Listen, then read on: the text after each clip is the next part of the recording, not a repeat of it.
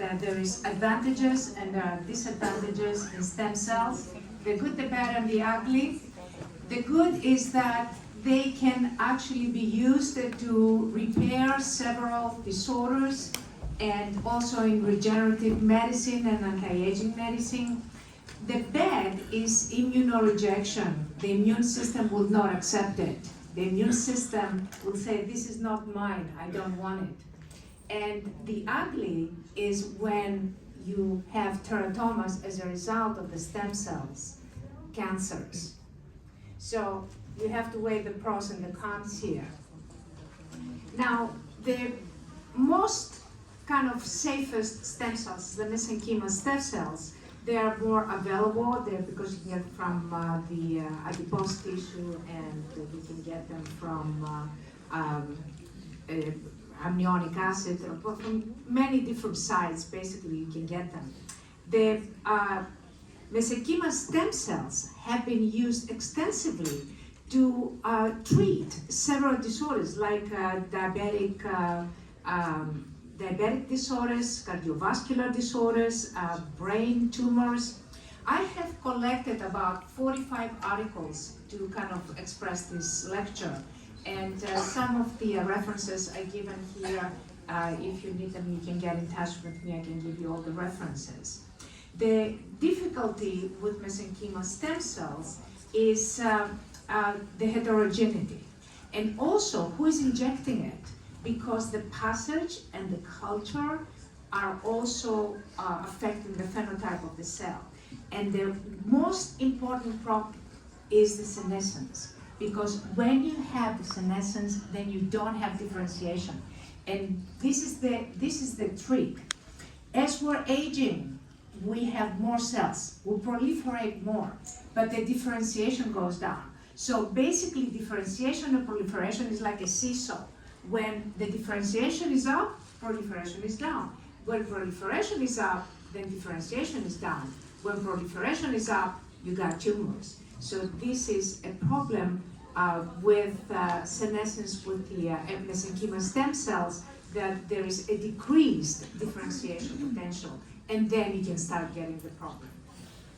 So differentiation is when a cell becomes an eye or a liver or a kidney, or whatever you have, it has to go, whatever it has to fix, basically, or skin.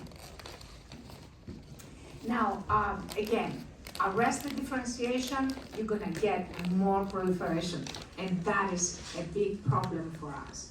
Now, this is very important, this is a very important slide.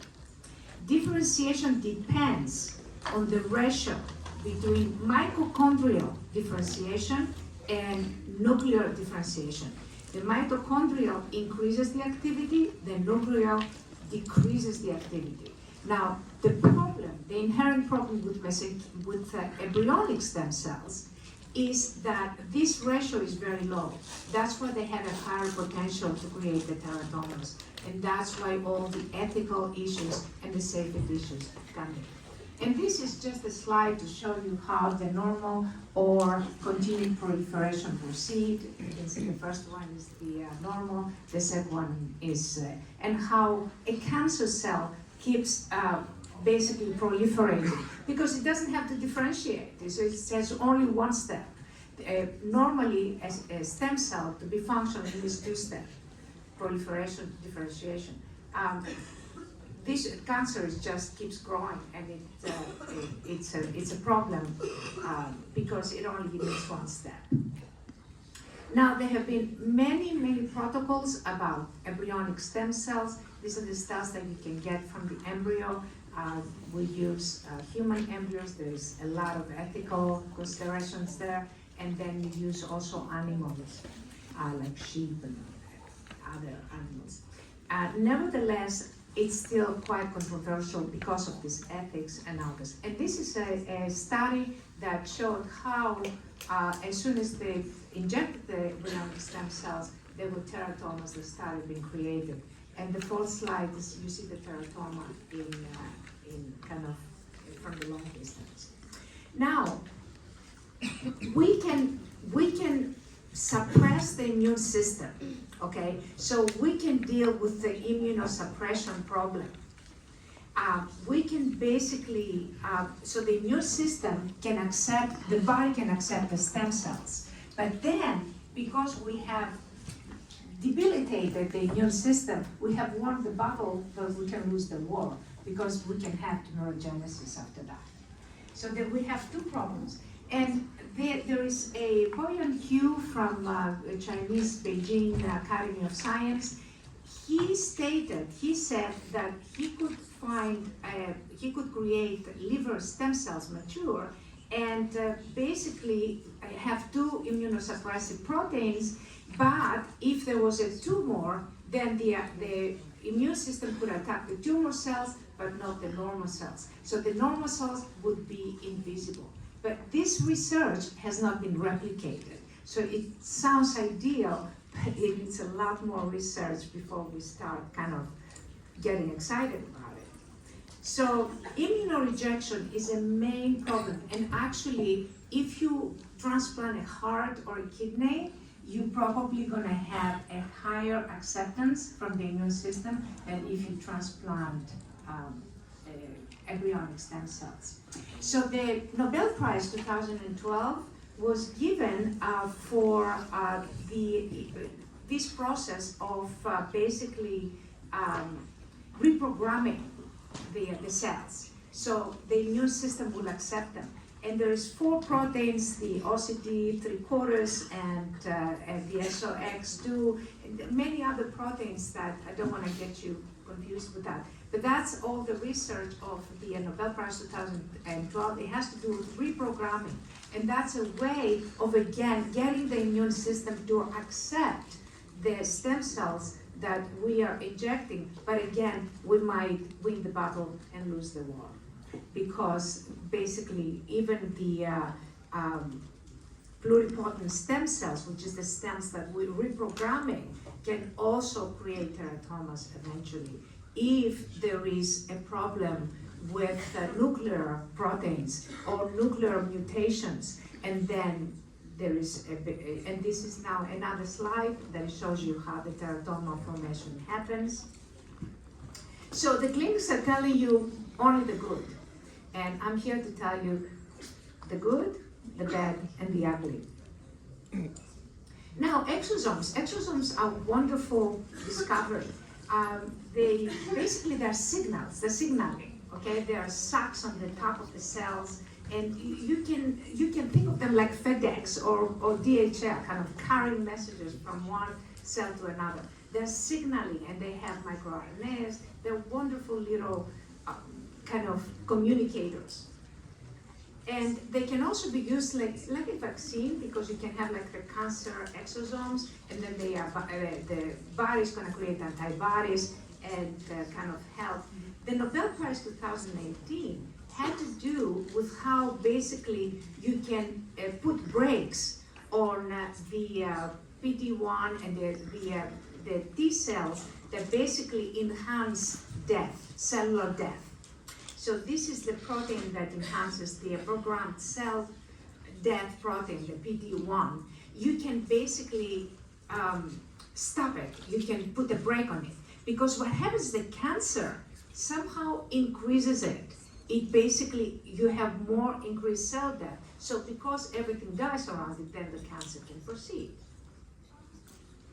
And exosomes have been utilized in many different fashions, and they have been very successfully used for many, many different disorders, including depression and epilepsy. I mean, things that you wouldn't expect that would be kind of repaired as a result of stem cell, of exosomes.